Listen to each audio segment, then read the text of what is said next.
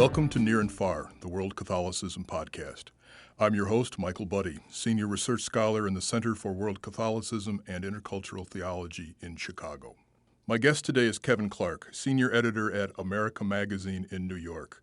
America Magazine is among the most important journals of religion and culture, blending news and commentary as it covers issues of importance around the world. One of those important issues, the crises of refugees around the world, brought Kevin Clarke to DePaul University in Chicago as part of its Corporal Works of Mercy series. With more than 60 million people forced out of their homes worldwide, Clarke asks what it means to welcome the stranger in a world grown hostile to refugees and their needs. You've written a great deal on this topic. How did you come to have such a vested interest in making this topic more visible and more understandable? Well, I don't know. It's, I think I consider myself the utility infielder at America, and which means that I don't know a lot about a lot of things, but I have to learn about them quickly as the assignments come in. I've always been interested in humanitarian efforts. I'm Catholic. I'm a Christian. I'm concerned about the status of other people, especially people in crisis.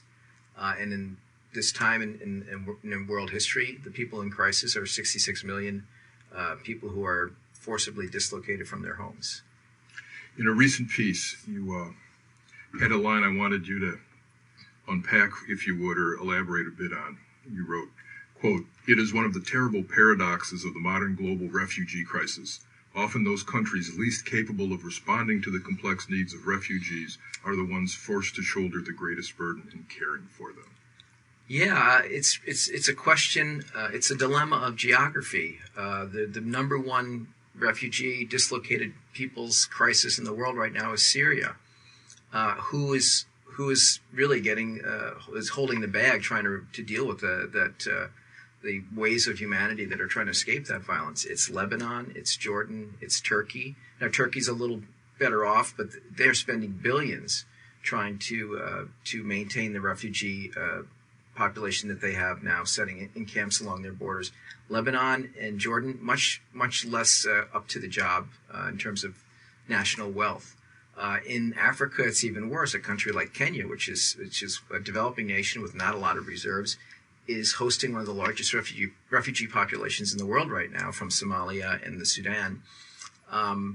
There's a lot of lip service, and there's money delivered in support of these communities, these ad hoc communities of refugees, but it really is not covering the bill, really. A lot of these countries are dipping into their own reserves or lack of reserves to try and maintain these populations, thousands and thousands of people. To the extent that some of these places, like the camp in northern Kenya that you mentioned, is scheduled to be closed by the Kenyan government sometime in the foreseeable future.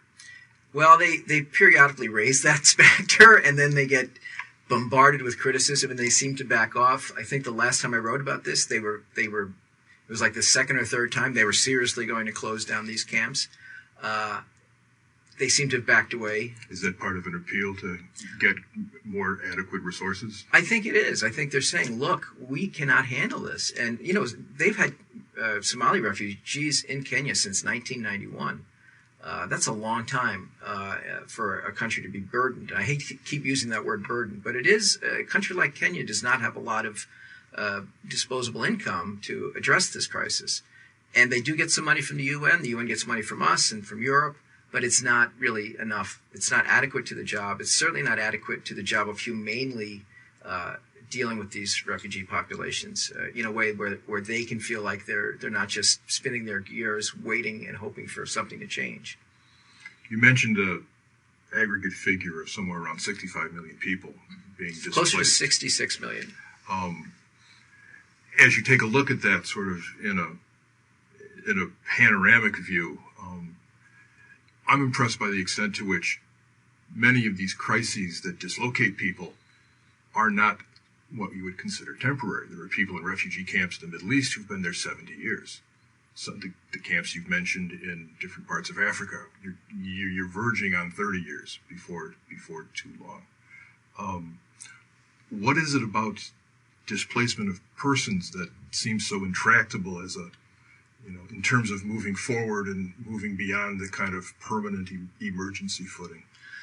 Well, there's a couple of things happening. First of all, I don't think, when the Palestinians first went into their camps, did anyone think 60 years later we'd still be dealing with a Palestinian refugee population? I don't even think they're counted anymore when they do these averages. I think the average waiting period now is 25 years, excluding the Palestinians, who are considered such outliers now that they don't want to skew the results by including them. These crises have just lasted much longer. Did anyone think the Syrian war would be going into its 7th year? There are people who were forced out almost immediately, and they probably thought, well, maybe in a few months I'll be able to go home. It's sort of that temporary thinking, both on the part of the refugees and upon the hosting nations and upon the thinking of the international community as well. The hosting nations probably are pushing the hardest for some kind of long-term fixer because, as I mentioned, they're getting the raw steel. Well, aside from the refugees themselves, the long-term planning gets tricky because if we're expecting refugees to stay for more than 5 years, more than 10 years, more than 15 years, well, we can't call these temporary camps any longer. Are they going to become settlements? Are they going to become cities? Can these people be integrated into the host nation's society? Well, that starts raising all sorts of alarms for the nations like Kenya or Turkey or Jordan or Lebanon. They don't want Lebanon is overpopulated with refugee populations. They do not want to absorb yet another crisis into their already chaotic society. So there's a stiff resistance there. We don't want these kids to go to our schools. We don't want to give refugee parents the ability to get jobs. How do they sustain themselves when they're in this kind of bureaucratic limbo? So that resistance comes from the refugees themselves. Maybe they want to go home. Maybe they want this thing to end. So they're also thinking short term. What's the point of getting the kids in school? We're going to be out of here soon. How do you factor into that the phenomenon not only of refugees as defined under international law, which are people displaced across international borders, with in some measures, an even as large or sometimes larger constituency of internally displaced people who have been forcibly relocated from one part of their country to another. They haven't crossed a national border, so they're not able to access even the minimal kind of services and support that the international community would make available because they're still technically under the auspices of refugees. The sovereign state who may have displaced them. Yeah. Well, that's part of, I think last year, there was an attempt to try and approach some of these dilemmas and these contradictions with the grand bargain that was established between the NGOs, the hosting nations, the nations that are providing resources via the UN, and that's something they have to look at. Out of the 66 million people who are forcibly dislocated, I think only about 17 million of them qualify technically as refugees. The rest of them, stateless people, are about 10 million, and the rest are these IDPs, internally displaced people, that they're in a real quagmire because they don't qualify for these benefits. They don't qualify for resettlement options in third-party states, which is for a lot of refugees, the dream is to get the heck out of Jordan or Lebanon or Turkey and find a permanent place to live in Europe or the United States or Canada, Australia. Those areas and those states are resisting that. Our government just decided yesterday that what was already a parsimonious quota for refugees is going to be even lower. It's going to be 45,000, I think, is what they want to do next year. That's not even touching this IDP population. They are really kind of stuck. And part of the revision of the way the world is dealing with this forcibly relocated people problem is taking a hard look at what to do about. I'm going to say IDPs again. It's a shorthand. I kind of hate it because it seems like it just sort of diminishes people to an abbreviation. But that's going to be something that we're still going by World War II rules, basically. 1945 through 1950, establishing all these protocols and agreements about how to handle refugees. these people didn't factor in at the time, so they need to revise a lot of the way they appreciate forcibly relocated people. Tell me what you see in recent years or on the horizon with new kinds of dislocating factors. I mean, much of the, as you say, the international system and structures under law and regulatory policy have been formed around definitions of refugees under the UN. Which are conflict-oriented. Right, a well-founded fear of persecution to the point where you have a letter from your oppressor saying, I'm going to come get you on Tuesday, otherwise you sometimes have trouble getting paperwork is important, accepted. So save your paper. When you have emerging issues, emerging in the consciousness of the West anyway, like climate, where dislocations and disruptions are going to become much more prevalent and already are appearing everywhere you look. Do you see, I mean, I assume people are thinking about that, but from your vantage point, how much resiliency in the system is there to be able to accommodate some of this? I don't think there's much at all. I think within the community of people that work in governmental agencies and direct service and advocacy, this is a very prominent concern. I'm not so sure it's penetrated in Foggy Bottom or in Brussels among the bureaucrats and the politicians who make the policies. This is going to be, I mean, we still treat people coming from Central America who have legitimate concerns about their safety, who have been threatened by gangs, who have legitimate fears for violence being done to them. We still stop them at the border and call them economic migrants and absolve ourselves of any responsibility to them. So we're not even living by the current standards because those people have a claim to asylum because of fear of violence, and we're ignoring it. And the current standards were always corrupted by politics in the past anyway. During the Cold War, your chances of receiving political asylum in a place like the United States collapsed into the low single digits if you were fleeing a regime that was an ally of the U.S. government. So if you were fleeing from Salvador, Guatemala, Honduras, the approval rates were 4%, 5%, whereas if you were running from an East Bloc regime or from Cuba, it was substantially higher. The Cuban policy was probably the most outrageous in that respect. I think we had laws in the 50s that were specific to various, like the Hungarian crisis, or that were very specific to conflicts with the Soviet Union. People from Haiti did not get the same treatment. They're economic migrants. They're escaping starvation for a lot of them, but they still qualify as economic migrants. People who are going to be fleeing higher water, people maybe in countries like Haiti that are threatened by storms and by rising sea level.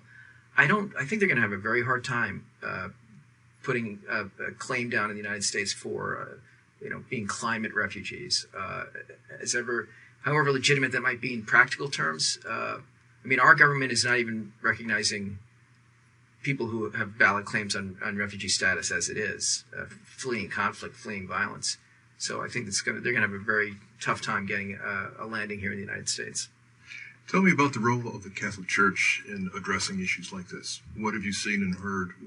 What's the picture look like? Well, in terms of relief work, the Catholic Church does a lot of things around the world via Caritas Internationalis and closer to home Catholic Relief Services. So there's a lot of that direct humanitarian response work that they do. The Holy See also has a diplomatic arm that works at the UN on refugee issues. And I think they've been at the forefront in this sort of reevaluation effort. Like how do we define what's a refugee? What makes sense in the real terms in the real world today? They also bring a dimension that is completely lacking, which is lacking otherwise in the UN's bureaucratic world or secular world, which is this is a spiritual non-negotiable for us.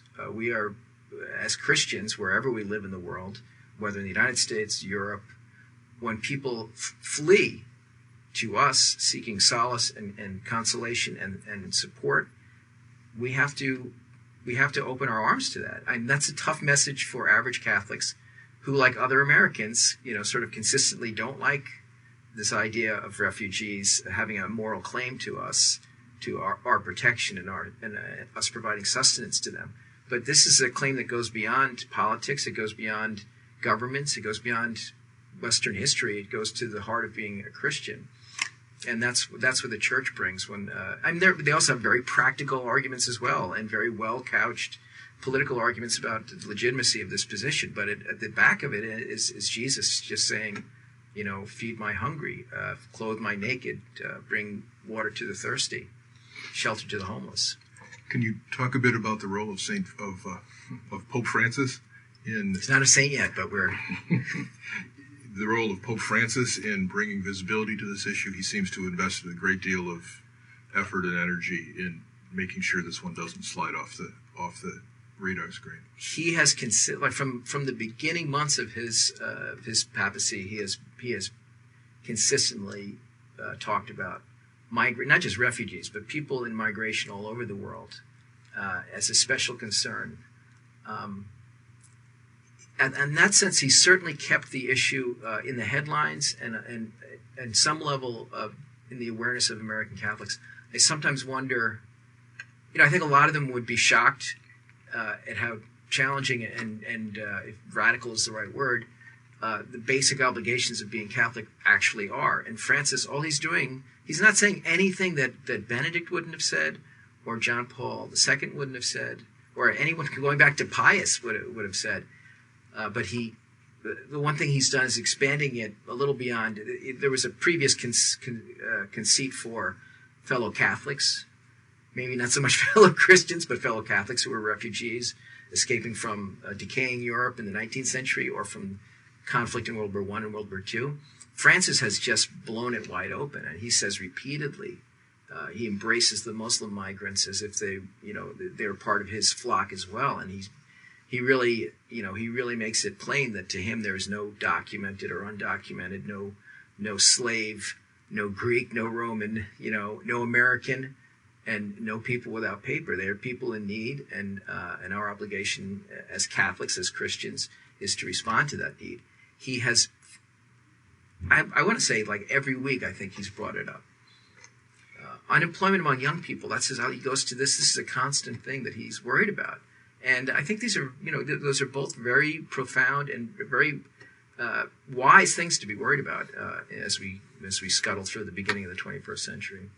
Do you see ripples coming out of the posture he's put forward that are, responding to either his leadership or his entreaties to take this issue more centrally to heart?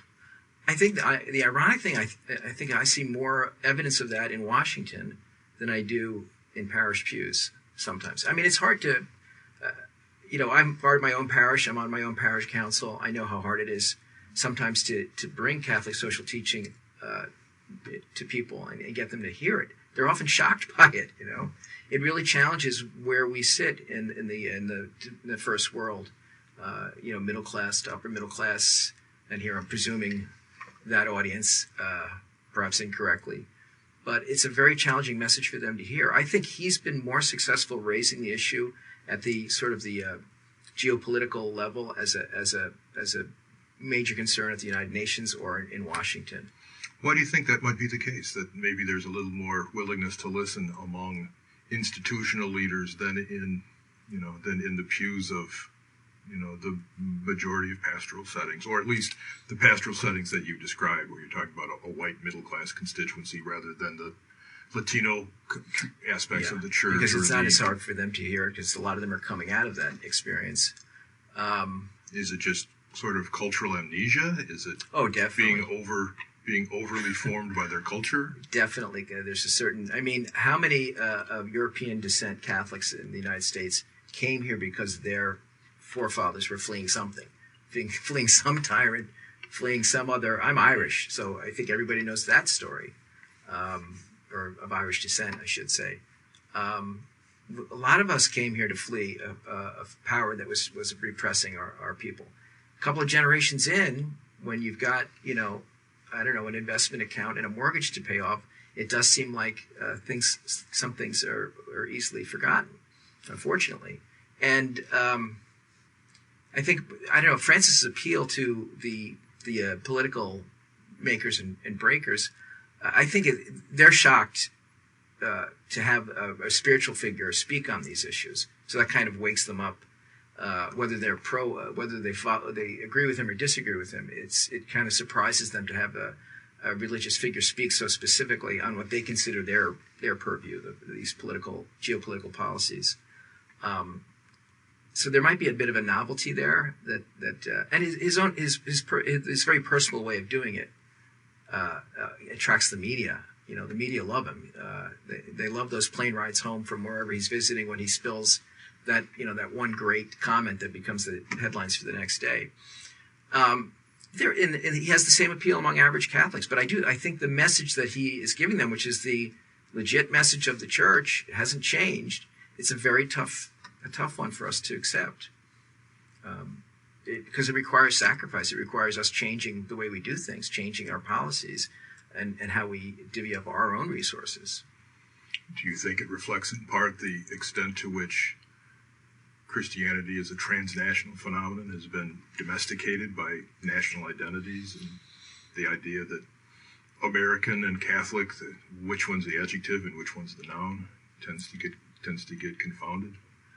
Yeah, that's a difficult challenge for us to put the faith and the requirements of faith.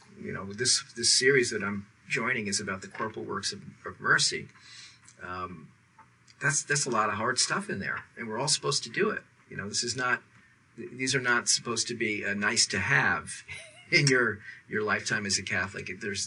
They're integral. You have to do them, and from the personal to the political, these things apply broadly as well. It's hard. So I guess to some extent, it's easy to just activate the American identity and ignore the Christian identity that's more challenging. Well, let's put the U.S. piece of it aside for a minute. One of the unusual and I think really beneficial aspects of a position like yours is that you have a bit of a catbird seat to get glimpses of what's going on in the church all over the world. You've been able to travel some. You've been able to meet with and interview church leaders and pastoral agents at all levels in lots of different parts of the world. When it comes to these kinds of questions, where have you seen occasions for hope? Where have you seen people who have taken the gospel seriously on these terms and have, leaned more into the kind of invitation and summons that Francis has put forward? Wow, I guess I'd have to say, unfortunately, I see it most in parts of the world where it's not abstract. Fighting for justice is an everyday reality, and how the role the church plays in pressing for justice. And that suggests, a great deal of struggle and suffering in Central America, in parts of Africa. It's in Camden, New Jersey. There are people who take the church's social justice teaching very seriously because they have no choice. They're struggling for economic justice. They're struggling for survival. It's not just outside of our borders. They have to make it real because they have no choice. I guess that's sort of the luxury of being, a professional class Catholic is I can either treat it as a charming addendum to my spiritual life. It doesn't have to be a sort of an existential issue for me, which it's unfortunate to have that level of privilege, but there it is. Can you tell me about some of the traveling you've done? Some of these things. I mean, you spent some time in Central African Republic. Central African Republic, yes. I was there a couple of years ago, and that was. Probably, if I'd realized how dangerous it was, I might not have gone. It seemed like a fairly okay proposition. I went with Catholic Relief Services; they're very careful, but we did go out into the countryside unarmed, and the countryside was still a little out of control at the time. In fact, the night I left the capital city, Bangui, a journalist was killed in an ambush. By the Seleka militants who were still kind of circulating. It was a very odd situation because the major violence was over. But every day that I was there was this tit-for-tat stuff that would happen at nightfall. And people were pulled out of their beds and killed.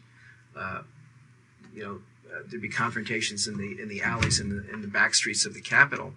And out in the countryside, people never knew when another attack might come. Some of the villages I visited, they had been stripped bare. I mean, these people didn't have much to begin with, but like their seeds were taken for the next year's planting. All their tools were gone. They were completely reliant on, in a functioning government, they would have been completely reliant on their government, but there was no functioning government. There still is barely a functioning government there. So they were kind of completely reliant on people like Catholic Relief Services to come in and bring them not just food, but the tools they would need to get through the next year. That level of vulnerability was really kind of shocking to see. These people really living on the edge of sustenance and survivability. I got back home to my kids, and I just was looking at them as, you better not complain to me about anything ever again for the rest of your lives, because what I've just seen was, should put us all to shame. Well, let's shift gears a little bit. I want to talk to you for a bit about life as a journalist, especially life working in religious journalism. Can you talk about what you see as the mission of being a journalist whose area of expertise is religion and society, Catholicism in particular?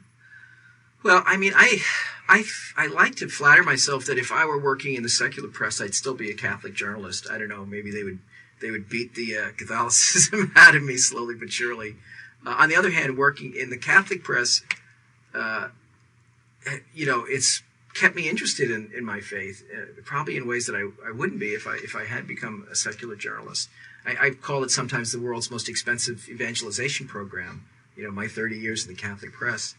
And I'm very grateful to the people who paid my salary while I got in deeper in Catholic life and Catholic spirituality and Catholic teaching. It's been an on-the-job training program. I think any journalist who's a Catholic, you're going to bring that wherever you're working. New York Times, Washington Post, America Magazine. You're going to bring, hopefully, you're going to bring that into your work, and you're going to be looking to write those stories that make a difference, that protect human dignity, that help resolve some social inequities that are obvious to us. So in that sense, I don't think there's that much different. We get to get some inside baseball stuff on how the church actually operates, which I don't know if that's a blessing or a curse, because it's. Well, I think there's an accumulation of expertise that's increasingly valuable and hard to find these days. Most secular newspapers at one time might have had a religion reporter or a labor reporter or an education reporter. All those specialized beats have gone the way of the dinosaur. Yeah. And so hell, they don't even have foreign. There are no foreign bureaus. Everyone relies on stringers. So the only repository left of people who can write reflectively and with a sense of context increasingly seem to be those that are applying their trade on religiously affiliated institutions and publications. Well, I think it's easy to blame the journalism profession for that, but I think it's broader. I mean, it's the way society is going. It's just I'm amazed at how little some reporters seem to know about American labor history.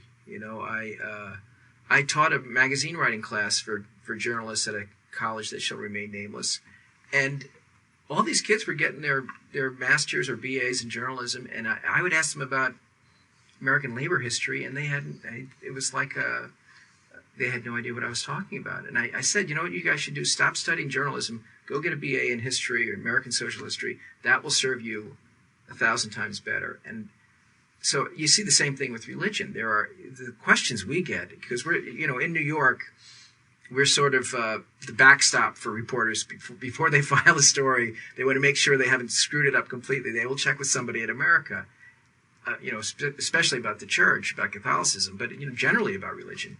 And it's sometimes kind of shocking how little they know. But I think it's a broader ignorance. It's not just among reporters; it's among everybody.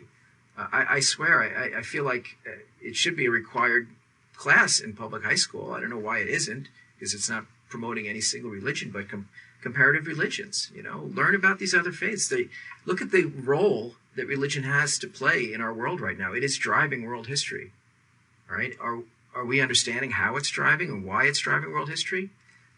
A lot of reporters don't know, and they've got to write about it.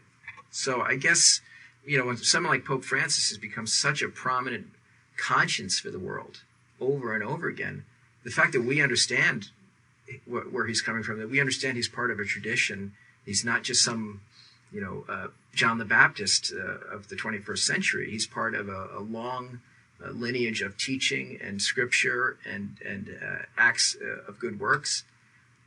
That does give us an advantage over other reporters, other journalists who are trying to cover world affairs. In your work at America Magazine, how do you manage to stay on top of so many issues simultaneously? Twitter. I don't even, in all honesty, I don't. There is too much. There's a lot going on. I think one thing that's proven helpful to me is I got rid of cable TV. I don't watch CNN. I don't watch Fox, which I know sounds ridiculous, but coming from a journalist, but they suck you in, and it's just crazy land out there. I read the New York Times. I read the Washington Post. I'm going back, and I advise people to do the same. Go old school. Get it on paper. Read the newspapers. It's slower. It's more meditative. You absorb the information. Get it on print, folks. That goes for America Magazine as well, if anybody wants to subscribe. I think just the whole process of trying to absorb information in that visceral way. And having said that, I'm on my iPhone a lot too, reading these papers. I don't mean necessarily have to physically hold the paper, but people who write for print, they're more thorough.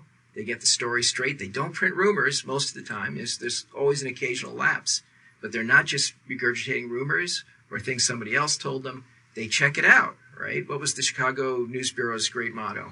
If your mother says she loves you, check it out. Yep, and I think that should be tattooed on every reporter's forearm. Unfortunately, we live in an era when the blogosphere, legitimate journalism, it's all kind of meshed together, and it's meshed together not just in the public's imagination, but in the minds of the reporters themselves. Oh, is my report edgy enough? Did I, put enough, gritty analysis in there? Well, sometimes you're just being a reporter, so no, that's not appropriate. But there's a lot of pressure to have the hot take, right? And bad journalism is resulting from that. So how do I absorb more? I do less, I think. Not a bad idea. You mentioned before about journalists being killed abroad. I mean, the International Committee for the Protection of Journalists talks about how this has become one of the most dangerous fields of all in many parts of the world today. Have you seen that in the reporters and correspondents that you've worked with? We don't have we have like about 8 or 9 correspondents that work for us. They're in fairly safe parts of the world. And I think we would hesitate to put people out into a potentially dangerous situation. I have, done that, but only when I felt comfortable with the people I was working with, that I knew their security. They were so security minded that I could more or less relax. We're talking about me doing another reporting trip into a part of the world that's not very safe, and we're legitimately questioning that. Like, is this going to be okay, or should we go try to find somebody? Like, I am no war correspondent. I don't know how to protect myself in a conflict environment. So, maybe a little cowardice is a virtue in this respect, and maybe we should look for a journalist who is, more familiar with that. It would seem to be a pertinent question to the extent that the church works in dangerous places, and covering the work of the church and the work of its efforts on behalf of people on the margins who are on the wrong side of gun barrels or land laws. It's almost unavoidable at some point, unless those are going to be completely cut off from outside information. Yeah, I mean, we all take risks every day. I could get hit by a truck leaving this office, but you try to mitigate that as much as possible, even to the extent of saying, I can't do this trip, somebody else should do it. I would like to do this trip. We'll see if we can pull it off safely. What I do see, like that young woman I mentioned who was killed in Bangui, she was a complete stringer. She had no support system whatsoever. I don't even know how they got her body out of there. Sad to say, probably her family had to do it.